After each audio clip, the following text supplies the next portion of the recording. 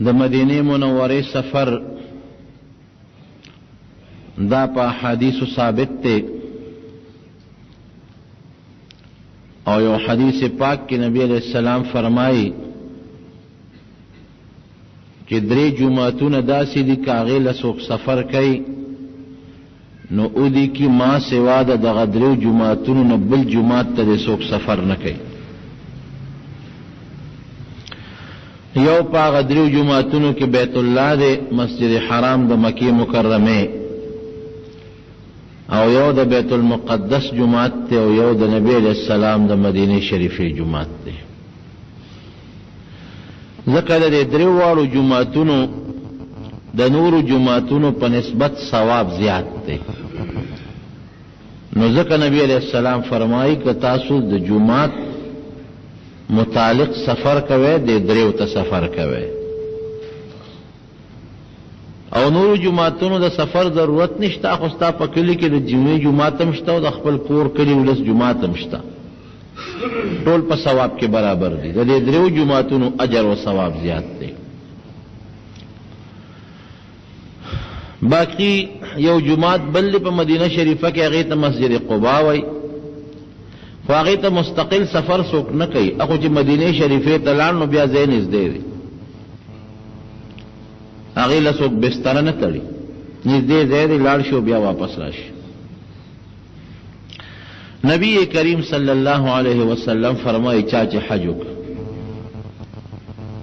او د زما ملاقات ونه کړ، زما ملاقات لرانغی، من حج ولم یزرنی، حج یې وکړ خو زما ملاقات یې ونه کړ، فقط جفانی، د ما سره جفا وکړه، وفا یې ونه کړله.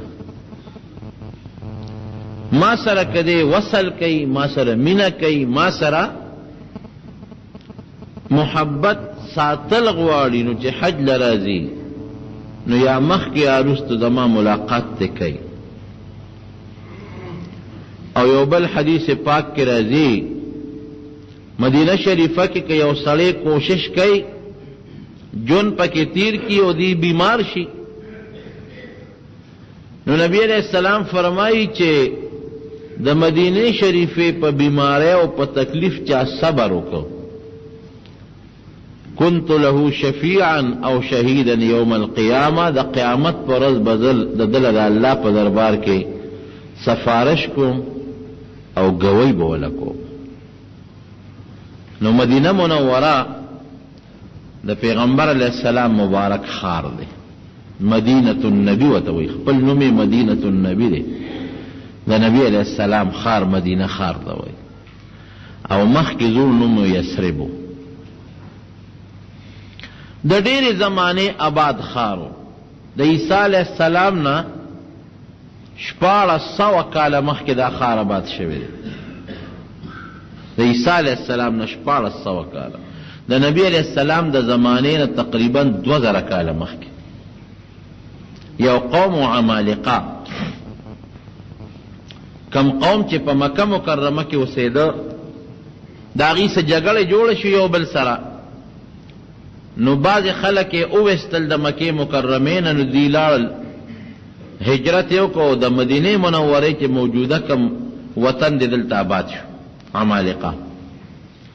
ځکه دې کې اوبه م وې، دې کې فصلونه مو بوټي مو، نو دغه عمالقه پکې د عیسی علیہ السلام نه 1400 کاله مخکې آباد شو. لومبې خلک یې همدغه و، او د هغې مشر چې و د هغه نوم یثرب و، نو د دې کلي نوم هم یثرب شو. بعض علما خدا وی چې سره بیماری ته وی، دې کې چې به څوک اوسېدل خامخا به بیماري وه، بیماران به و، رنګونه به یې زیړ و، نو ځکه ورته یثرب وی. خو تاریخ وی چې مشر نیکه د عمالقو چې کوم هلته آباد شو د هغه نوم یثرب و، د کلي نوم هم یثرب شو. بیا څه زمانه پس دا عمالقه ډېر مضبوط خلک و، جابر، او دی شرک اختیار که مشرکان شو. د موسی علیہ السلام دور چې راغی او کله رب العالمین موسی علیہ السلام د فرعون د پنجې نه خلاص که او فرعون او د هغه قوم هلاک شو، نو الله پاک موسی علیہ السلام ته حکم وکړ چې د عمالقه سره جهاد وکړه. د خپل امتیانو ته وایا د يهود بني اسرائیل ته يهود به وته وي چې د هغې سره جهاد وکړي. نو حضرت موسی علیہ السلام د خپل قوم اولېږه ځای په ځای چې کوم ځای عمالقه لاول دعوت ورکې نو که په ما ایمان راوړي خو پرېږې دی او که په ما ایمان نه راوړي نو مړی کې قتل یې کې. نو د موسی علیہ السلام یوه ډله د یهودیانو د بني اسرائیلو هغه د مدینې منورې په طرف راله او په مدینه شریفه کې چې څومره عمالقه لاولې ولا دعوت د ایمان ورکا هغې وي مونږ چې ته موسی منو. اخو ډېر پهلوانان درانه خلک وو کلک غټې غټې باډۍ وې. هغې بني اسرائیلو یهودو ورسره جګړه وکړه دغه عمالقې ټول مردار کړل مدینه شریفه یې خالي کړه. او د هغې په ځای هغه یهود بني اسرائیل په مدینه شریفه کې هغې هغه ځای نه قبضه کړله او هغې پکې اوسېدل شروع شو. د دویم قومو د مدینې شریفې درې قوم او درې قبیلې د یهودو دلته اوسېدلې. یو ته به بنو نذیر وې، یو ته به بنو قریظه وې او بل ته به بنو قینقاع وې. دا یهود چې څومره رالل او په مدینه شریفه کې دیره شو دا د موسی علیہ السلام په حکم چې لاړ شي عمالقه سره جهاد وکړي. عمالقه څه په خیبر کې وو هغې سره جهاد وکړه هغې مړه کړل. نو بعض یهود په خیبر کې دیر شو. هغه دا یهود نو لکه دا اوس چې کوم دي دا د موسی علیہ السلام امتیانو بني اسرائیل به ورته وی د موسی علیہ السلام صحیح تابعدارو او سوچه خلکو پاک مؤمنانو. نو چې عمالقه به کوم ځای مردار کړل نو په هغه ځای به د موسی علیہ السلام دغه امتیان دغه بني اسرائیل یهود آباد شو. څه په خیبر کې آباد شو څه په مدینه شریفه کې آباد شو. بیا یو زمانه کې په یمن کې یو لوی بند و ډیم ورته وایي لکه زمونږ د توربیلې دا ډیم چې دی یا د ورسک ډیم. خو دا ډیمونه خو بجلي ته جوړېږي او د هغې ډیمونو نه به پټي سیرابېدل نهرونه به یې تیستل. هغه بند اوشلېده. قرآن حکیم کې الله ذکر کوي په صورت سبا کې په هغې خلکو الله قهر و غضب راویسته نو هغه بند یې ورته اوشلو.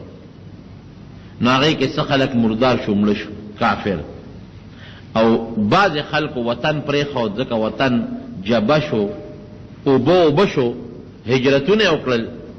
نو یو دوه قوم رالل دې مدینې شریفې ته او د دې یهودو نه مطالبه وکړه چې تاسو مونږ له ځای راکې مونږ به ستاسو په دې ګاونډ کې دلته کې چې کومه ځمکه ستاسو نه فالتو وي هغې کې به مونږ اوسېږو مونږ به پکې آباد شو. هغې ورته وی ډېره ښه ده. نو دوه قومو یو ته به اوس وی بل ته به خزرج وی. دا دواړه قومون رالل او د مدینې شریفې د هغې بني اسرائیل او یهودو په خوا کې آباد شو. عمالقه ختم شوي اوس پکې یا یهود اوسېږي او یا پکې دغه یمنیان اوسېږي اوس او خزرج. یو زمانه کې یو بادشاه تبع د هغه نوم هغه راغی په دې مدینه شریفه په دې یثرب حمله وکړه. د دې د خلکو ورته وویې د یهودو او د اوس او خزرج چې ته به مونږ سلام لکې مونږ ستا اسم تابعدار یو او یو کس مشر که بس مونږ به د هغه تابعداري کوو. نو هغه وله خپل یو کس ورکوي دا مې در باندې مقرر کړ دی به ستاسو ګورنري امیر به یي. ډېره ښه ده. تربع بادشاه چې کله واپس لاړ او دې د یثرب خلکو د مدینې شریفې خلکو ته پته ولګېده چې بادشاه خو لاړ نو هغه خپل ګورنر یې مړ کړ چې بادشاه پې کوم مقرر کړی. تبع بادشاه ته پته ولګېده نو هغه یو لوی لښکر تیار کړ په مدینه رالل حمله کول. چې راورسېدل د مدینې شریفې نه بهر یو ځای کې خیمې خښې کړې وو خپله ټکانه او ځای ونیو. د ده په دې لښکر کې بعضې پوه خلک وو عالمانو هغې وله رالل ورته یې بادشاه سلامت لږ صبر وکړه حمله مه کوه. ولې وی مونږ ته اندازه ولګېده مونږ ته پته ولګېدله دا ډېر مبارک کلی دی او مبارک ښار دی او په دې چې چا حمله کړې ده نو هغه برباد شوی دی تباه شوی دی. نو ګوره کدی عمله وکړه په دې کلي په دې خلکو اسنه تکلیف درته ونه رسي. وی دا ولې مبارک کلی دی؟ وی دا نبی آخر الزمان چې کله پیدا شي دې کلي ته به هجرت کوي. هغې خپلو مولیانو ته ووی تاسو پوره تحقیق وکړئ. هغې وګرځېدل د دې علاقې معلومات یې وکړل او په خپلو کتابونو کې د نبي علیه السلام صفات راوستل او بیا ټول په شریک رالل او بادشاه ته کېناستل. وی صاحب مونږ ټیک ویلي دي، مونږ ته پوره معلومات دي. دا هم هغه علاقه ده چې د آخر زمانې پیغمبر به ورته هجرت کوي. د مدینې شریفې هغه وخت کې به ورته یثرب به مشران یې راغونډ کړل. وی تاسو زما جانشین وجلی دی، زما خو اراده دا و چې تاسو باندې حمله کوم، خو د دې کلي د برکت ته درته غږ ډکوم. سمو خیال دی. وی بس صاحب مونږ نه غلطي شوې ده، مونږ له بل مشر مقرر کا. نو بیا دغه بادشاه یو مکان جوړ په مدینه شریفه کې، یثرب به ورته وی، ډېر اعلی مکان مزیدار. او په د خپلو علماو کې یو عالم په هغه مکان کې کېنو او دې خلکو ته وی چې دا به مشري. او هغه عالم له یو خط ورکړ د نبی علیہ السلام په نوم د بادشاه. هغې کې نبی علیہ السلام ته یو پیغام پرېښود چې زما خو دې کلي خلکو زما یو سړی وجلی دی، ما ولا مشر مقرر کړو، دوی مړ کړ، ما پې حمله کوله، خو ما ته د خپلو علماو چې دا ده ستا د هجرت ځای دی، نو ما صبر وکړه، غږ مې ونه کړ.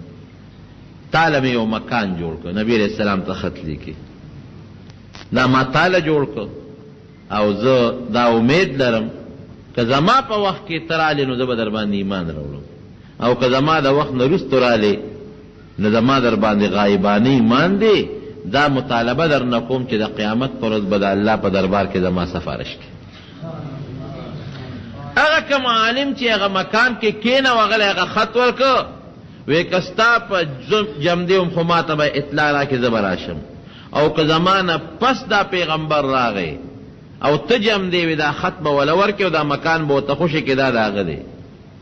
او که چرته ستا په وخت کې رانغې نو دا خط دې بیا خپلو بچو له ورکړه، هغې ته دغه وصیت وکړه، او بچو ته دې ووایه چې هغې خپلو بچو ته وصیت وکړي چې دا خط دغه ستا په نسب کې رو رو چلیږي او دغه د آخر زمانې پیغمبر ته ورسېږي. نبی کریم صلی الله علیه وسلم چې کله مدینې شریفې ته تشریف راوړو، دغه ابو ایوب انصاری رضی الله عنه چې کوم کور کې اوسېده دغه مکان چې کله نبی علیہ السلام هغه کې ورننوته او مکان ته، نو ابو ایوب وفا الوفا لیکلی دي، ابو ایوب انصاری ولا خط ورکړ، وی صاحب دا ما ته خپل پلار پرېښی، هغه ته خپل پلار، هغه ته خپل پلار، هغه ته خپل پلار، ان دا خط والی وګوره. نبی علیہ السلام مبارک ډېر خوشحاله شو. اصل کې الله تعالی دا مخلوق ته ښیي چې په پیغمبر علیہ السلام د چه احسان راوونلی. څوک دا ونه وي چې پردي کور ته هجرت وکړي، د خپل کور مخکې نه وله تیار شوی او د نبی علیہ السلام د برکت نه پکې ډېر خلک اوسېدل. نو دوه قوم اوس او خزرج د یمن نه رالل پکې اوسېدل، او یهود پکې د مخکې نه اوسېدل. عموماً به د یهودیانو او د دې اوس او خزرج په منځ کې جګړه هم کېدې، خو دې یهودیانو به د اوس او خزرج ته وی، دې قومونو ته وی د آخر زمانې پیغمبر راتلو والا دی، دې صفت دی، دې صفت دی، دې صفت دی. د نبی علیہ السلام صفتونه به ورته کول، او چې کلم راشي نو مونږ به په ایمان راوړو او مونږ به ورسره ملګري کېږو، تاسو به ختمو پرېږدوم نه. نو د اوس او خزرج دې قومونو خو د پیغمبر علیہ السلام صفت اورېدلو. زمانه داسې وشو چې د دواړو جهان مبارک سردار مکه مکرمه کې تشریف راوړو او بیا نبوت ملو شو، او د نبوت په 10 کال باندې په مینا کې جمر عقبه ورته وایي، دا چې کوم اوس خلک ورته غټ شیطان وایي، دې سره خوا کې یو غونډۍ اوس نشته، ختمه شوې ده. د هغې غونډۍ لاندې د مدینې شریفې یو 6 کسه راغلي وو، نبی علیہ السلام وله دعوت ورکړه د ایمان، هغه الله مسلمانان کړل. هغې ځان سره کال له نور راوستل، 12 کسان شو، بیا هغې له نبی علیہ السلام د ایمان دعوت ورکړه، هغه مسلمانان شو. هغې ځان سره په 3 کال 2 کسان راوستل د هغې غونډۍ لاندې، نبی علیہ السلام د شپې هغې هم د ایمان دعوت ورکړه، هغه 2 الله مسلمانان کړل. او هغې 2 کسانو بیا نبی علیہ السلام له دعوت ورکړه، وی د الله رسوله دلته تا ته او ستا ملګرو ته لوی تکلیف دی، د مکې مشرکان درته ضرر رسوي، ته مهرباني وکړه مدینې شریفې ته زمونږ یثرب ته، هغه وخت کې به ورته یثرب وي، هجرت وکړه، هلته راشه، مونږ به دې قدر کوو، مونږ به دله امن درکو، ته به هم محفوظ، ستا ملګري به هم محفوظ. نبی کریم صلی الله علیه وسلم ورسره خپل بعضې ملګري ولېږل، وی زه یو څو ملګري در سره لېږم، هغوی به راته دین هم وښیي، مونځ به هم درته وښیي، او زه به یو موقع ګورم، په هغه موقع باندې به زم در سره بیا هجرت وکړم. یو څو صحابه کرام یې ولېږل. په مدینه شریفه کې یو صحابي اسعد ابن زراره رضی الله عنه، دی په مکه مکرمه کې مسلمان شوی او په نبی علیه السلام ایمان راوړو. وی ستا په کور کې به دا دیره شوي، ډېره ښه.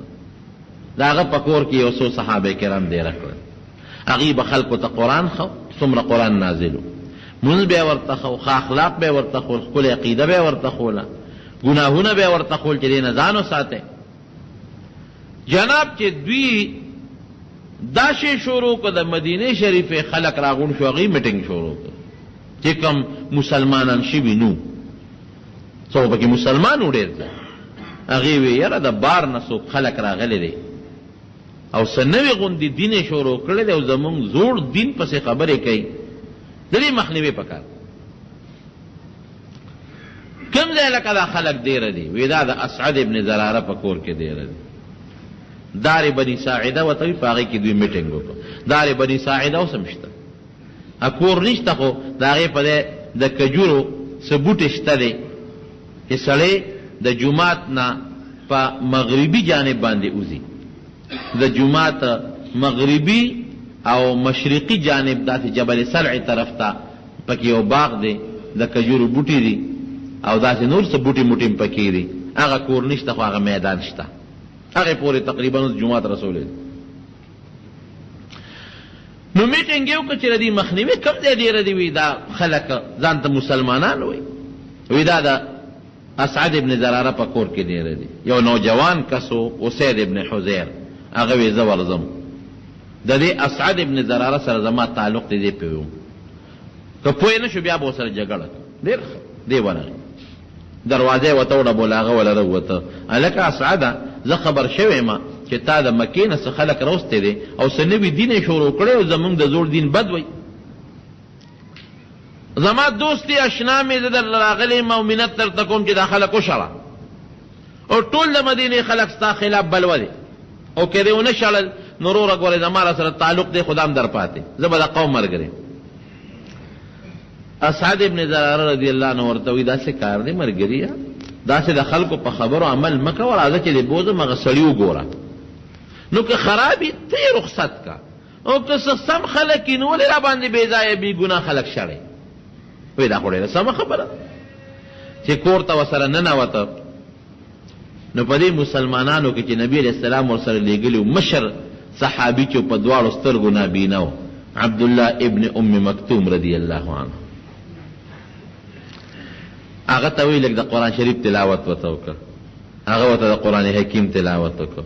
اسید ابن حذیر چې دا تلاوت وورید، وی دا څه شی دی؟ وی دا زمونږ قرآن دی، دا الله کلام دی، زمونږ په ښکلي پیغمبر یې نازل کړی دی، زمونږ د هدایت دپاره. وی ستاسو د دین څه نوم دی؟ وی اسلام. پیغمبر هم څوک دی؟ محمد رسول الله صلی الله علیه وسلم. وی بس دا کلام ما چې ته ما نه اورېدل، ما ته ستاسو دا دین رښتونی دین ښکاري، زه ستاسو دین کې داخلېږم، څه چل به کوم؟ وی بس نور خو څه چل نشته، دغه کلمه شهادت به وی مونږ له به لاس راکړې. وی دی خوا کا لاس یې وله ورکړ، پروردګار هغه اسید ابن حذیر مسلمان شو. مسلمان شو، لاړ اوس هغې میټینګ کې ناست دي، په سوونو زرګونو خلک دي، ورغی وی څه چل دی وکړه؟ یاره وی خو ډېر ښه خلک دي، پاکان نیکان، ښکلې خبرې کوي، د بدو نه خلک منې کوي، زه خو یم ملګری شو. وی الک وی که نه پوه نه شوې، دماغو دې کار ونه کړ.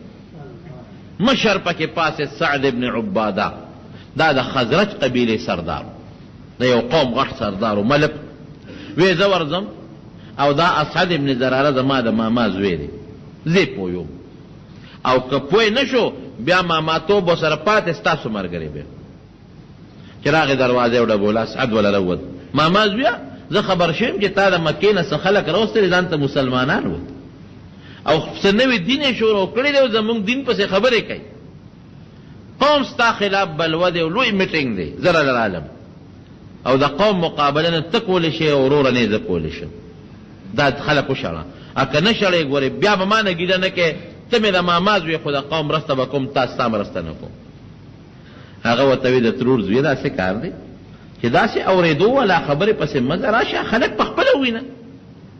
که خلک خراب وي ستا ته اجازت دی زما د کور نه وشړه، او که خلک ښي نو ولې راباندې بې ګناه مېلمانه شړئ؟ وی ډېره ښه ده چې کور ته دننه کوم. هغه عبدالله ابن ام مکتوم رضی الله عنه ته یې ویل د قرآن شریف تلاوت وته، هغه قرآن زده کړی د چا نه؟ د رسول الله مبارک د پاکې خولې نه زده کړی،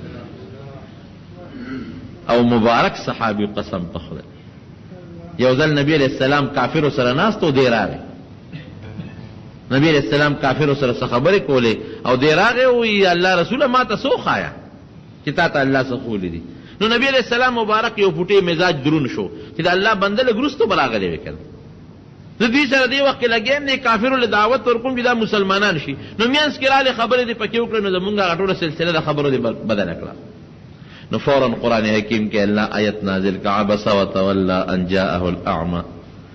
ګوره د الله رسوله چې دا ړوند راغی، ړوند اعمى، نو تا تندې مبارک را ګونجي که او مخ ته تې واړو، دې خو دې لراغی چې ځان پاک کي، او دغه خبیثان خو به یا مسلمانېږي یا به نه مسلمانېږي.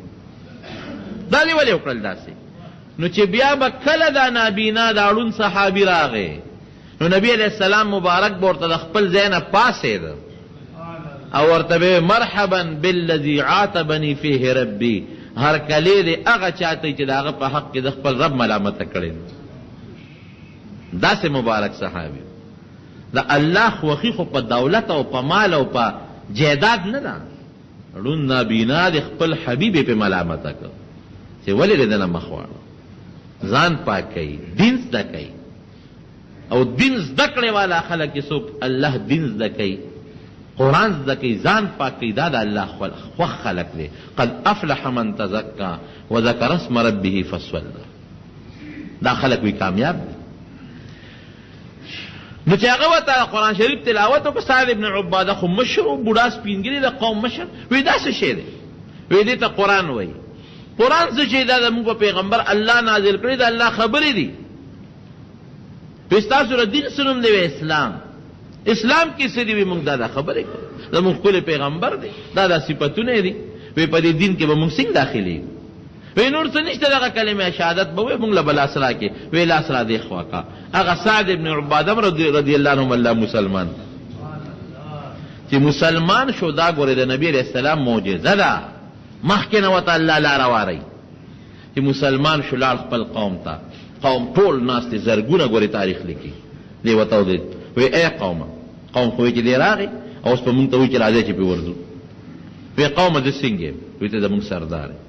وی زه لیونی یم که روغ؟ نه نه صاحب ته خو زمونږ مشر یې، عقلمند انسان یې. وی که زه یو فیصله وکړم زما به فیصله ومنې؟ وی صاحب حکم کوه، زمونږ تورې به تا سره یې بس نږدې چې ته څه وایې مونږ منو. قوم خو یې دې بوي چې راځئ چې پې ورځو. د خلکو خو د انقلاب خوښي زنده‌باد.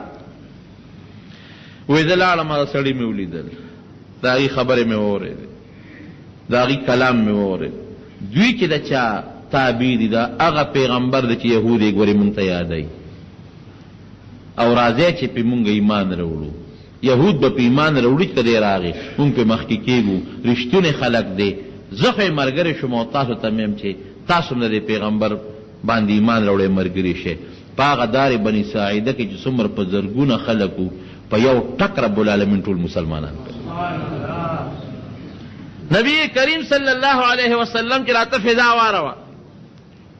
بعضې منافقینو پټ پټ، بعضې سردارانو هغې غږ نه شو کولی، هغې یارېدل چې دا خو زمونږ بادشاهي لاړه ختمه شو چې دی راغی. او نور چې څومره د مدینې شریفې خلک وو، داسې خشته مسلمانان. نبی کریم صلی الله علیه وسلم چې کله هجرت وکړ، نو د مدینې منورې بالایي علاقه د عوالیم ورته وایي، قبا ورته وایي، هغې له راغی. په هغې کې نبي علیه السلام دیره شو. هلته د قوم مشر و، کلثوم د هغه نوم و.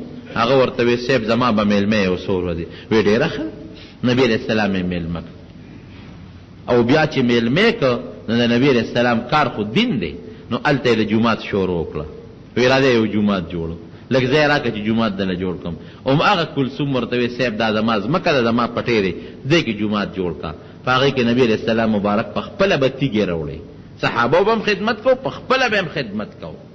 یو سړی یو صحابي فرمایي یو غټه تیږه نبی علیہ السلام روچته کړې وه. وی زه ورغلم، وی ما ته یې هغه تیږه اخېسته. وی ما چې مال یې راکړه صاحب تا به ستړي کړې، زه به یې اوچته کړم. وی ته خو زما نه مضبوط نه یې، زه یې وړی شم که نه، چاله به یې تیږه نه ورکوله.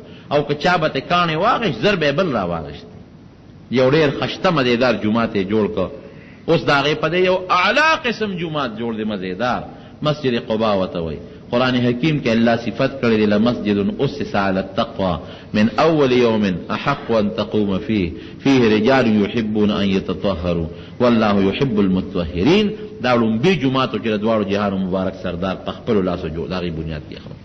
دې نه مخکې خو د بیت الله جومات بیت الله او مدینه منوره کې جومات لا نو جوړ، دا لومبي جومات. څوارلس یا څلېرویشت ورځې نبی کریم صلی الله علیه وسلم په قبا کې دی رو. بیا د قبا نه را روان شو مدینه شریفې ته، دا چې کم یثرب ورته وایي، تقریبا 3 کیلومیټره خو نن سبا خو ته یوه علاقه ده. نو چې را روان شو صحابه، نو مدینه منوره کې جشن و جشن اخترو، په دې لارو او په دې کوڅو کې ورته خلک ولاړ دي، ټوله لار باندې استقبال دی. چې په کومه لار نبی علیہ السلام مبارک راځي، بوډاګان زلمی تر دې حده پورې چې ماشومان تمبلونه راغشتي دي، هغې تمبلونه وایي. طلع البدر علینا من ثنیات الوداع وجب الشکر علینا ما دعا لله داعی. دا بره درونه په موږ د 14مې سپومۍ راوخته، او هغې پورې په موږ د الله شکر لازم دی چې موږ یې شکریه ادا کړو تر څو چې دنیا جمع دی، موږ به د الله شکریه ادا کړو. داسې یو صحابي فرمایي زنانه په کوټو ناستې وي، زنانه په دیوالونو سرونو چت کړي وو، څوک په باغونو کې ناستو، یهودیان راغلي وو هغې ورته ناستو تماشې ته، او د مدینې منورې د ماشومانو تمبلونه وال زنانه.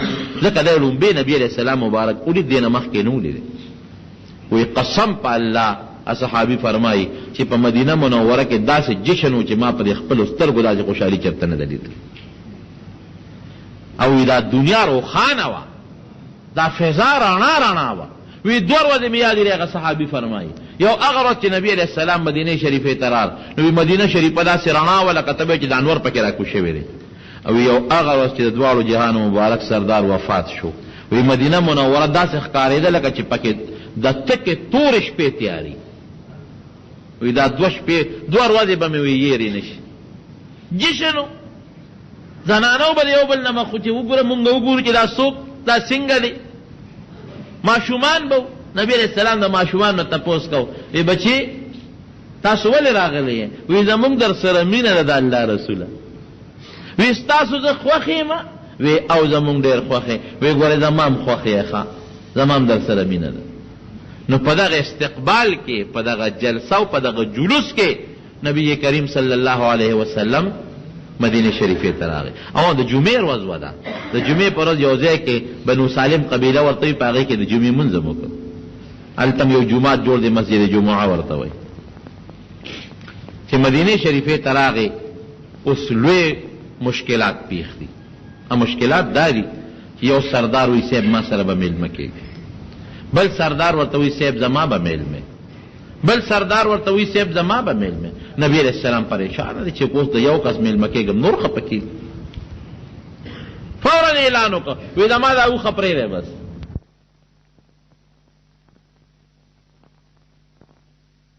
جوده چې کوم ځای کې د ابو ایوب انصاري رضی الله عنه کور و، هلته کېناسته. خو چې څنګه کېناسته نو زر پاسېده، ایساره نه شوه، او داسې د چکر یې وګرځېده راوګرځېده، او بیا هغه ځای لراله، هغه ځای بوی کړ، نو پې کېناسته.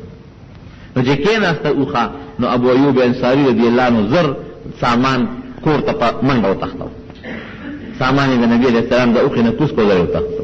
وی صاحب فیصله دې کړې وه، اوښه زما د دروازې مخکې سملاسته، زما به میلمه. وی بلکل ټیک ده. نبی علیہ السلام مبارک هغې کره میلمه شو. ابو ایوب انصاری رضی الله عنه کا او تقریبا 52 سوره دی 52 سوره دی نبی کریم څوک شپږ میاشتې میادی نبی علیہ السلام د دوی کره میلمه هغه څونه مینه و نبی علیہ السلام مبارک ورته فرمایي چې زه به لاندې یم ته به بره ماله میلمانه راځي نو چې د بره یم نو زنانو د پاسه به بیا میلمانه ماله بره راخېږي پیسې ټیک نو د شپې دیوس او ښځې بره دي نو دې ښځې ته وایي ښځې غلطه مو کړه ولې وی نبی علیہ السلام بلاندې مونږ به د پاسه ولاړ یو هم غلطي وکړه نو څه چل وکړو وی سهار نه به ورته وایو نبی علیہ السلام به برې مونږ بلاندې یو وی د سهار غم به سړي وروستو کېږي اوس نن شپه به څنګه چل کوو اصله زمونږ د خپو لاندې چې د نبی علیہ السلام ني راکوچو چې دروازه وکړه د نبی علیہ السلام مبارک ودو وربندو اوس پته هم نه لګي چې کوم ځای کې نبی علیہ السلام اوده دی هغه به په ځمکه سم لاس ته یېدلو نو یو ګوټ کې به ودرېدل وایي ښځې دلته به ني نو بیا به اچرې بل ګوټه لاس واچي نو دلته چې دم لاس دي نو بل یاره ویاسې نه چې دلته زمونږ د خپو لاندې چېرته نو ټوله شپې په دیوال پورې تېره کړه یاره دیوال خوا کې خو به ني خامخا دلته به شپه تېره کړو او لا وی د مزې خبره بله دا وه چې یو ټیم کې اوبه وې نو هغه ټیم ته واوړېده چې ټیم ته واوړېده نو دوی پریشانه شو چې اصل د اوبه چې د نبي علیہ السلام ونه څڅېږي نو یو څادر ښځو خاوند سره و یخني وه مدینه منوره کې اکثر یخني وي هغه څادر یې راواغېست په هغه اوبو کې ومنډل چې د اوبه راکاږي چې د اوبه په نبي علیہ السلام ورتوی نه شي نو شپه دواړو په یخه یخنۍ کې دیوال پورې جوخته تېره کړه سحر وختي راکوز شو نبي علیہ السلام ته د الله رسول دا کار رانه نه کېږي وی نه خیر دی زما د طرف نه تاسو ته اجازت دی خو که زه بره یم خلق راځي بره راخېږي تاسو بار وخت پورې راکېږئ تکلیف وي درته بیا نبی کریم صلی الله علیه وسلم ته بعض صحابه کرامو کور ورځای وقف کو دا چې کوم ځای کې اوس نبی علیہ السلام مبارک قبر دی زیارت مزار مبارک دقه ځای ته نبی علیہ السلام بیا را منتقل شو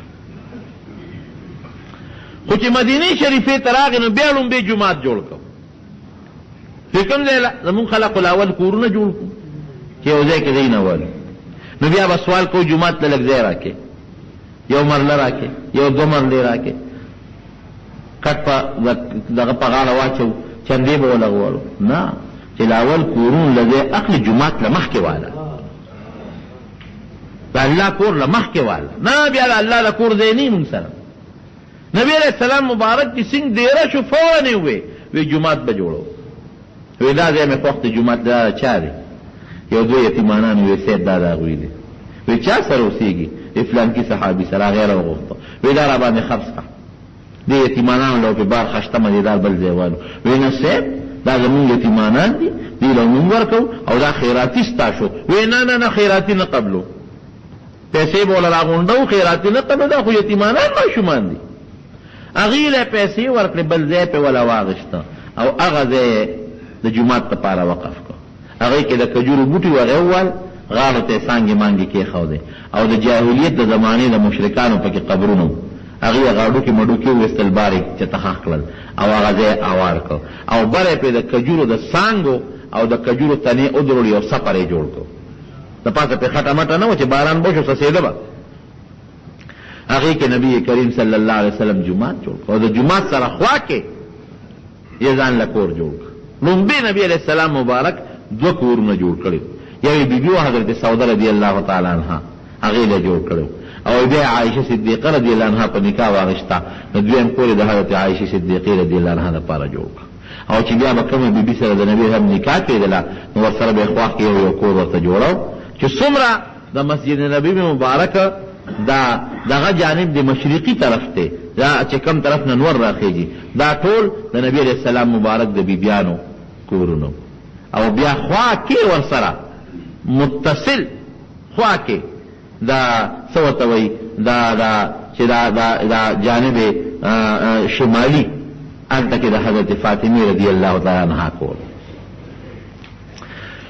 جومات یې جوړ کړ جومات څومره مبارک جومات په مخ د ځمکه حضرت امام مالک رحمت الله علیه مذهب دی هغه وایي د مکې مکرمې نه د مدینې منورې ځمکه وي بهتره ده غوره او نبی علیہ السلام ورته دعاګانې کړي صحابه پکې ناجوړه شو بیماران شو حضرت بلال رضی اللہ عنہ بجلل سبا بیوا او مکه بیا را یادوله وی بیا به هغه وخت راشي زه به مکه کېمه او د مکې هغه غرونه او د مکې هغه بوټي به بیا زه ووینم. نو عائشہ صدیقہ رضی اللہ تعالی عنہ نبی علیہ السلام ته ویل الله رسوله صحابه تنگ دي بیماران دي. نبی علیہ السلام مبارک دعا وکړه وی الله د مدینه منورې دا بیماری لري کې خدای جحفه ته رسول کې د شپې خوب ولید صحابه راغون کړ وی ما ته الله بیګا یو خوب وخو وی یو تور خزه ببرسره د مدینه شریفه نه اوته جحفه ته لاړه دا الله رسول څه تعبیر دی ولا وسته وی دا د مدینه منورې غمرض چې الله تعالی دې نظر کو جحفه ته بول باز داغه نه پستک شو مدینه منوره بو هوا مزیدارا نو می ورته بدل کو یثرب بوته نه اوس ورته مدینه النبی وایي د نبی علیہ السلام مبارک شهر او خاص داغه نه پس صحابه پکې خوشاله او دعاګانې به وکړي وی الله ابراهیم علیہ السلام د مکه مکرمه لپاره دعا کړې ده او زه د مدینه منوره لپاره دعا کوم یا الله د مکه مکرمه د چن برکتونه مدینه منوره لور کې دا دعاګانې به کوم یا الله د دې د خوراک سيزونه هغه کې برکت پیدا کړي الله موسم خوشگوار او مزیدار کې او الله چې او بیا اعلان وکړي چې څوک دلته مریض شي او بیمار شي او په بیماری صبر وکړي د قیامت پر ورځ الله په دربار کې گواہی کو مسافرش کوله کو او بلکې فرمایي وی که مرګم خوخي په مدینه کې ځان لګوري مرګ مقرر شي یعنی مدینه نه مو دې چې سړی بیمار شي التبه مړ شي او چې څوک په مدینه منوره کې مړ شي مسلمان نبی علیہ السلام فرمایي د قیامت پر ورځ الله په دربار کې داغله سفارش کوي او گواہی بوله کو. نو مدینه شریف واقعي خوشگوار او خشته او مزیدار وطن جمعات تی جوړ چې جمعات څومره مبارک یا خو نبی علیہ السلام مبارک په خپل لاس او دوباره بیا جوړ کړی چتیم په واچو مزیدار او وسیع بیا حضرت عمر رضی اللہ عنہ لغون فراخه بیا حضرت عثمان رضی اللہ عنہ پکې ډیر زبردست ګلکاری وکړه یو د غټه غټه تیږي به راوړو هغه نه ستنې جوړ کړلې او دا هغه نه پستر نه پورې پکې د مدینه منورې په جمعات کې د خوبصورتۍ سه نخره کیږي. بیا موجوده تیر شوی بادشاہ شاه فهد چې په جمعات کې کم حسن پیدا کړ او فراخه کړ ایئر کنډیشنې پکې ولګولې د سړي زړه ورته دوه د تور په یو بادشاہ تیر شوی عبدالمجید او سلطان مراد هغه پکې په خپل زمانہ کې دا زور جمعات چې کوم د نبی علیہ السلام مبارک ته دا غي د لاس جوړ دی ډېر خشتبر واړه واړه ګمبتونه دي د نبی علیہ السلام مبارک روزه ده دا غي د پاسه شین ګمبت ته باب السلام د پاسه یو شنه مناره لګولې ده دا ټول هغه جوړ کړی د تور په بادشاہ او مبارک زینا نبی علیہ السلام مبارک بخپل یو حدیث کې فرمایي ما بین بیتی و منبری روضه من ریاض الجنه وی زما د کوټه او زما د منبر په میانس کې چې کومه علاقه ده دا د جنت د باغچونه یو باغچه ده. نو علما لیکي وی چې سړی هغه د تلال شو 2 رکعاته مونږ پکې کوي نو دا دی وای چې یا الله په دنیا کې د جنت باغچه ته راوستم دا ستا فضل الله تعالی په آخرت کې من د جنت باغچه نصیب کړي دا دعای د الله نو واقعي د 2 رکعاتو زې مونتلو وخت درته نه ملایي 2 رکعاته چې کې ډېر ګرانه باندې به کې د شلو منځګزارو مخکې به تیرېږي شلو خلکو انتظار به کې یو کس پسې بلا خلک ولاړي چې دې پاسې چې د 2 رکعاته مونځ وکړم چې دې پاسې د 2 رکعاته مونځ وکړم ځای لږ دی او عاشقان ډېر دي محبتیان ډېر دي او پکې بعض ستنو باندې خو هغه ستنې لکه د نبی علیہ السلام مبارک یو ستن د پنجرې مبارک سره خوا کې نه نبی هم د عائشې په کوټه کې دفن او سره خوا کې حضرت ابوبکر صدیق او حضرت عمر فاروق رضی الله عنهما نو یو ستن باندې لیکلي اسطوانه الحرس اسطوانه السرير بره په پښین خط لیکلي دا هغه ستن وا چې کوم ځای کې ادوار جهان مبارک سردار به اعتکاف ته ناستو نو ګوره سړي له خوانه ور کوي بل او سره خوا کې دا اسطوانه الوفود چې جرګي براله نو هغه ځای کې نبی رسول الله سره غي ملاقاتونه کول بل اسطوانه الحرس څوکیدار نبی رسول الله ته ولاړو څه زمانہ وو بیا قران حکیم کې الله آیت نازل کو والله یعصمک من الناس چې ست حفاظت په ما دې زبر ساتم څوکیداری ټوټی کوي زما څوکې مکو بل اوستندا اسطوانه عائشه وته وي حضرت عائشه صدیقہ رضی الله تعالی عنها فرمایلی چې ما ته نبی علیہ السلام په جمعات کې یو ځای ښودلی چې هغه ځای کې څوک ودرېږي 2 رکعاته لمونځ وکړي زما شفاعت ولا واجب کېږي او هغه ځای که ما خلکو ته وښو نبی علیہ السلام فرمایي نو خلک به په جګړه یو بل سره وکړي نو بیا عایشې بي هغه ځای خلکو ته ښولی دی نو په هغه ځای مې اوستن ولاړه ده بره یې په شین خط لیکلي دي استوان عایشه خلک ورځي مسلمانان پکې 2 رکعاته نفل کوي استوان ابي لبابه دا یو صحابي د هغه نه یو غلطي شوې وه دغه ستنې پورې ځان تړلی بیا الله توبه قبوله کړه په هغې د پاسه استوان ابي لبابه لیکلي بله یو ستن د استوان مخلقه خلوق خوشبویه ته وایي هغې کې به خوشبویي ښودې وه چې جومات پې خوشبویه عود به پکې بلو چې جومات خوشبویه بل ستن د استوان حنانه د کجور ستن والته نبی علیہ السلام مبارک به ورته ډډه والې و تقریر به یې کو یو بیبي نبی علیہ السلام له بیا منبر جوړ چې منبر یې جوړ که نبی علیہ السلام راغی په هغه منبر باندې کېناسته خو چې منبر له راغی د ستنې جړا شروع وکړه د بخاري حدیث دی داسې وجړل لکه یو ماشوم چې مور پسې جاړي یا د اوښې بچې چې د مور نه جدا شي او چغې وایي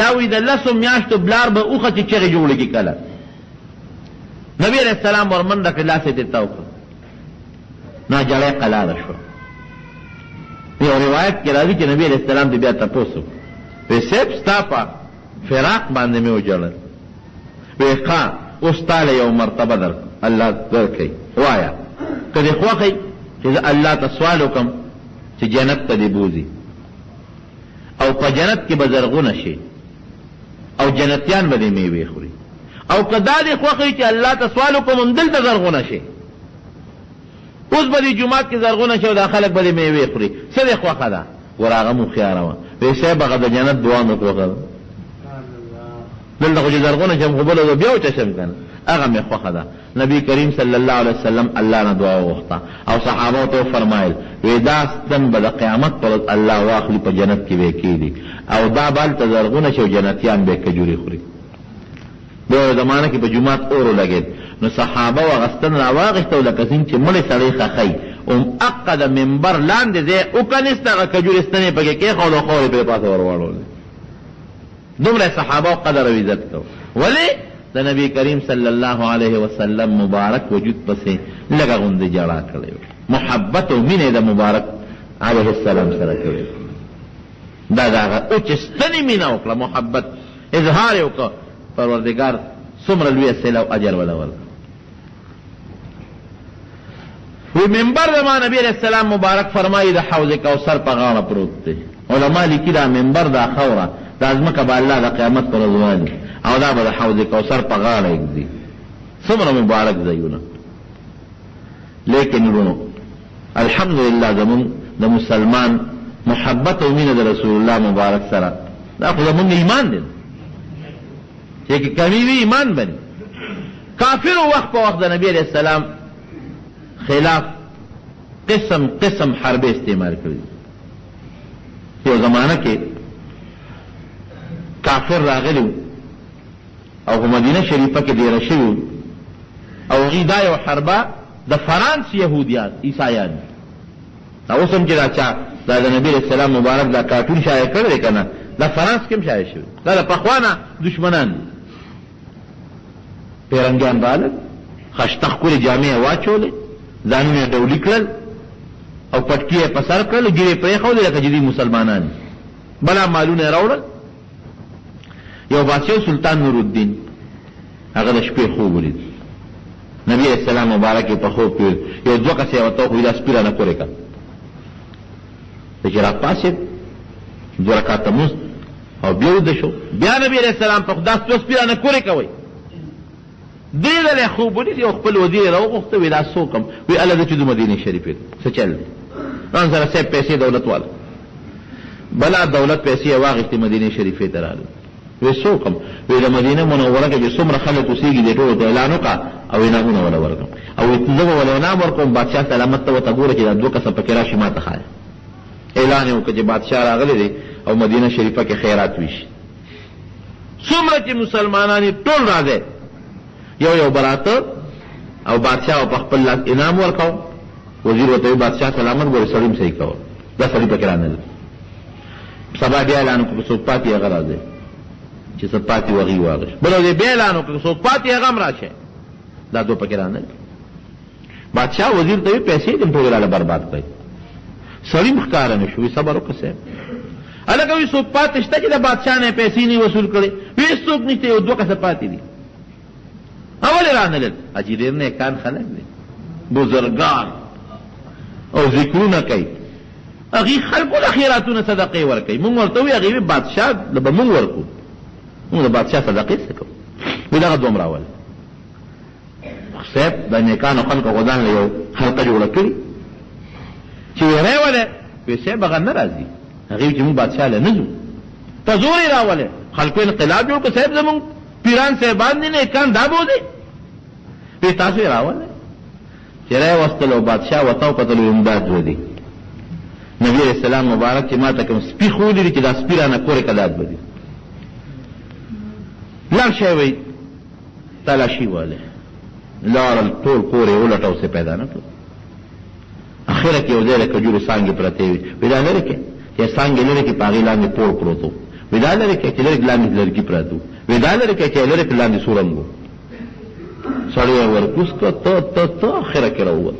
صاحب خو لري ته لري سړی یو نیول گرفتار کړ، سرمنه مباسو پرې دمم چت الوای وی خنه مونږ د فرانس انګریزان یو او مونږ د سورنګ د کنيستو ډېر مهارت لرو، سورنګانو باسو.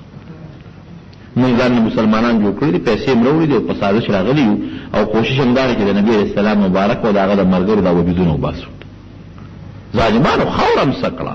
مونږ د شپې دروازه لګیایو، د شپې سورنګو باسو، د شپې د خوره بیولو او هغه مقبره کې چل. وی کارم څومره کړی دی، وی بس د نبی علیہ السلام خپو مبارک وته یو لیش دی پاتې دی، خو چې دغه ځای ته ورسو نو ځمکه جړقېږي، کار نه کېږي، چې لږم ځمکه کنو جړقېږي. بادشاہ بیا هغې له ډېره سخته سزا ورکړه، سرونه یې قلم کړل سلطان نور الدین.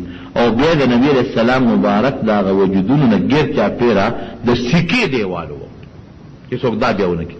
سکه ویلې کړو، هغه ګیر چاپېره واچوله سکه، او بره یې ښه مضبوط دیوال و او د هغې د پاسه غټ ګنبد جوړ دی. دومره سوري نشته چې څوک د نبی علیہ السلام مبارک یا د صحابه قبر وویني. دا بادشاهان چې ورشي دا د هغه دیوال نه ګیر چاپېره پنجره ته وده، نو د هغه دیوال او د پنجرې په دامیاس کې ورننوځي. یو بل عالم تېر شوی دی شمس الدین، شیخ شمس الدین، هغه د ما یو دوستو او د مدینه منورې د جمعات خادمو. وی ما ته قصه کوله، وی ما ته وی چې ما ته د مدینه امیر اطلاع وکړه چې راشه.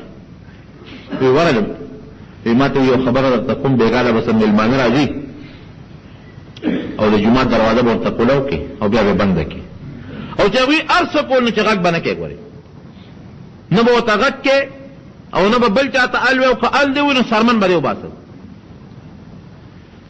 زه خو پوه شوم چې سلانجه خو ده.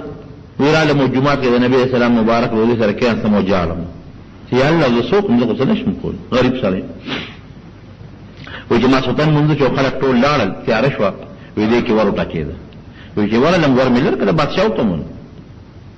وی صیبه دومره دي چې سړي مې وشمېرل، 40 کسان راننوتل، چارې دي ورسره، سسکوري دي ورسره، کودالي دي ورسره، شکرې دي ورسره، د خاورې د اوړو صندوقونه دي ورسره. او بس پړه مې تیاره شوه چې دا خو دوی راللو، دا خو اسنت، دا خو د نبی علیہ السلام مبارک او د صحابه او د ابوبکر او د عمر رضی الله عنهم د قبرونو پسې نه راغلي. یا خدای دا په جړا شو.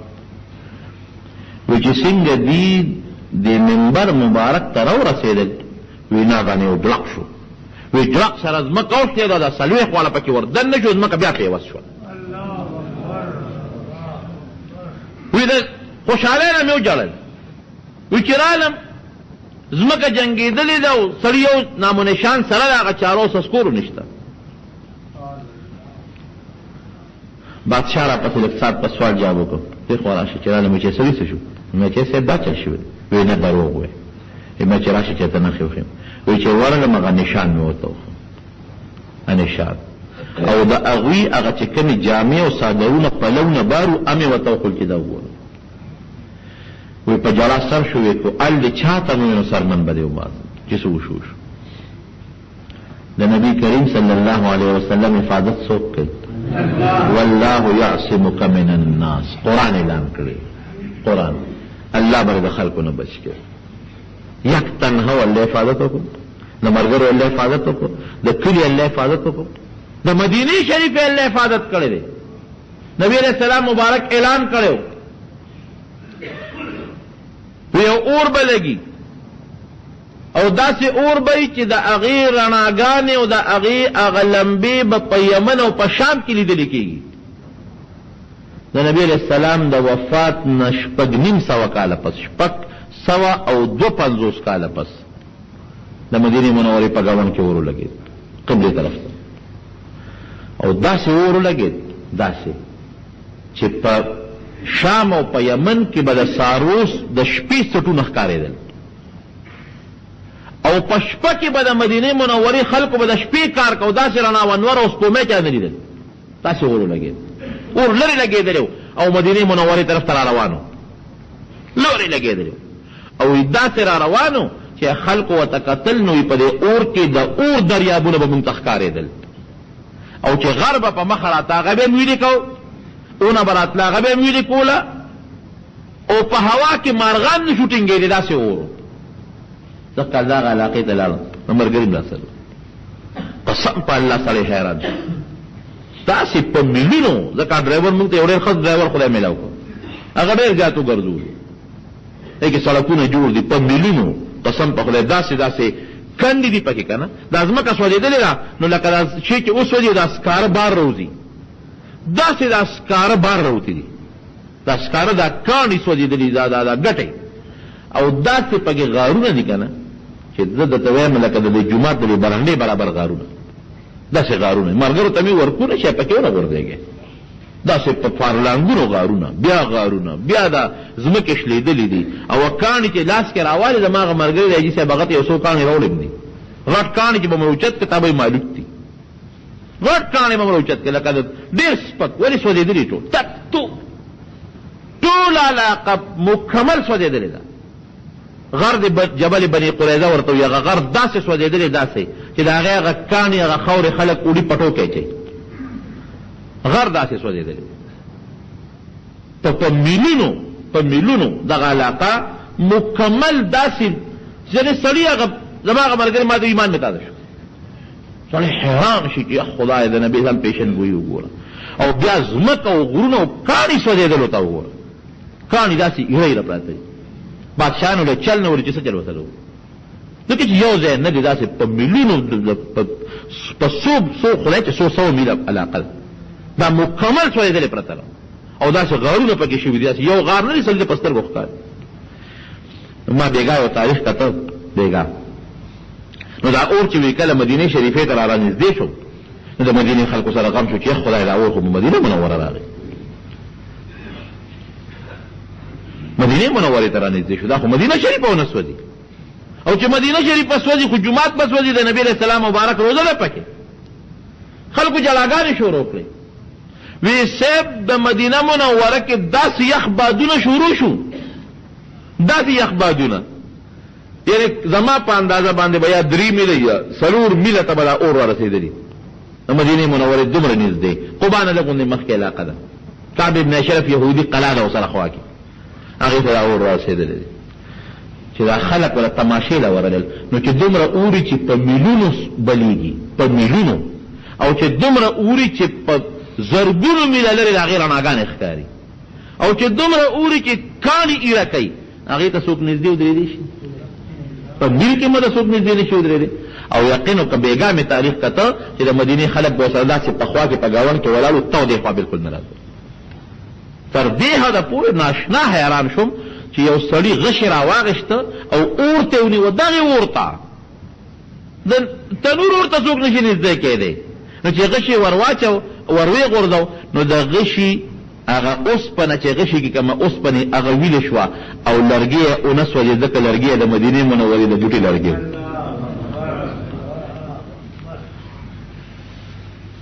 او چې څنګه مدینه منورې د حرم حدود ته راغلي، بلکې ما خو پکې ونه لیدل، خو تاریخ ما بیګا کته وی یو تیګه ده نیمه د مدینه منورې په حدود کې، د حرم په حدود کې، او نیمه بار وا، نیمه سوېدل، نیمه پاتې دیغه بالکل مکمل یخنی او اخواته ورونه بلیږي، او دومره اور چې په زرګونو میله شام او یمن په زرګونه لري دي، هلته کې رڼاګانې ښکاري. او بیا وی هغه د مدینې منورې هغه یخه هوا هغه پې تیزه شوه، په دې اور د پاسه ورله هغه اور یې مړ کړ.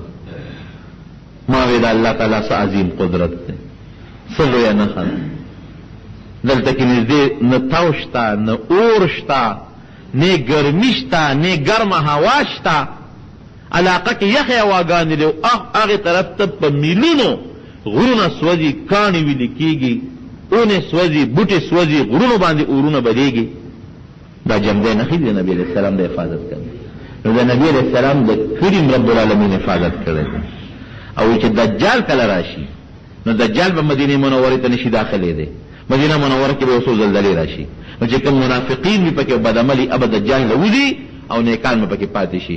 فرشتې به د مدینې منورې نه ګیر چاپېره تاو وي، دجال به نه پرېږدي.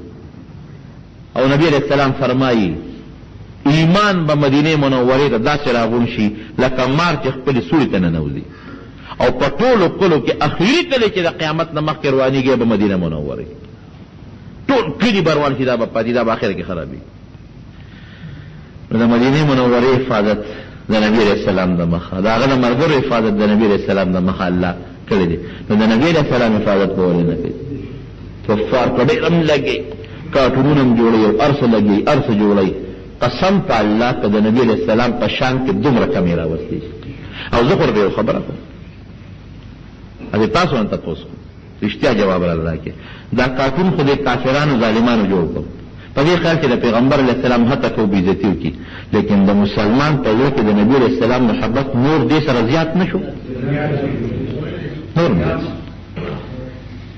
کم یې نه کړ. هغې خو هسې عزت نه کوي، خو د مسلمان په زړه کې عزت نورم زیات شو، مسلمان نورم بلوه شو، نورم روچت شو. الله تعالی د مسلمان ایمان وکته، ویښه چې ګورې دا مسلمان ځان وجني، څونه پکې شهیدان شو. دا په نبی اسلام ننګ او غیرت کوي. خو زه یو افسوس کوم چې زموږ حکمرانان بې غیرته دي، سمه نه دي. دا ښکاره خبره، زه راته چې شمدید خبره کوم، وخت بیا رانه اوږد شو، تېر ځلم ناوخته مدینه منوره کې په دې اخري جمعه کې ما دې ملګرو ته وویل نن خو امام صاحب ناشنا تقریر وکړ، ټولې د پیغمبر علیه السلام په محبت تقریر وکړ، اخري جمعه ناشنا تقریر وکړ. او دومره په جوش کې حذیفي صاحب تقریر وکړ چې په دغه خلقو باندې زبردست سخت ردونه وکړل. وی هغې زمونږ پیغمبر ته دیموکراتیسي پیغمبر وایي، او زمونږ دین ته دا دین وایي، او سخت تنقید یې وکړ امام، او اعلان یې وکړ خلقو ته چې د نبي علیه السلام په شان کې چا ګستاخي کړې ده، دا مرتد دی، دا د هغه الفاظ، او داسې مرتد دی چې د توبه نه قبلېږي. دا ور یاد ساتئ، که یو سړی کافر شي مرتد شي بیا مسلمانېږي، خو د محققینو علماو رایه دا ده چې د پیغمبر په شان کې څوک ګستاخي وکړي دا زندیق دی، د توبه هم نه قبلېږي. دا اعلان هغه وکړ.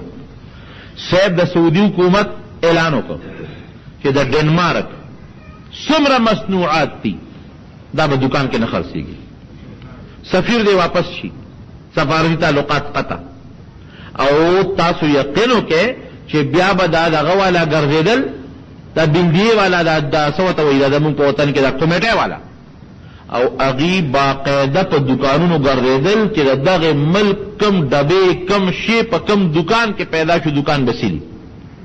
او ما ته یو اجي صاحب هلته ووایي چې په بندرګاه کې 3 جزونه د هغه ملک د سامان ډک ولاړ و، هغې ورته واپس کړل. نو خو داسې پکار ده، ټوکې نه پکار. اردن یو رپورټ ملک دی، هغه دا غیرت کولی شي، ایران یې کولی شي، سعودي کولی شي، وایي پاکستان خو یې اټومي طاقت یې دی ولې نشي کولی.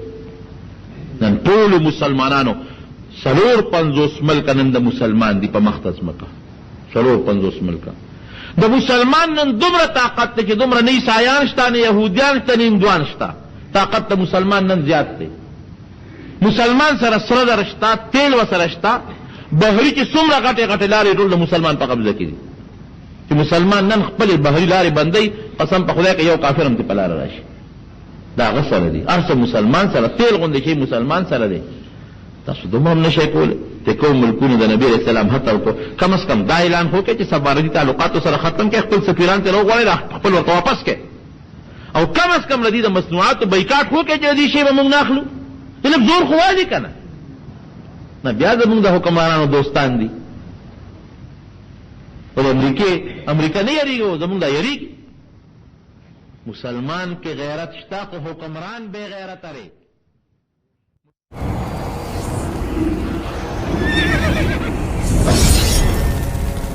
الجنة ستوديو.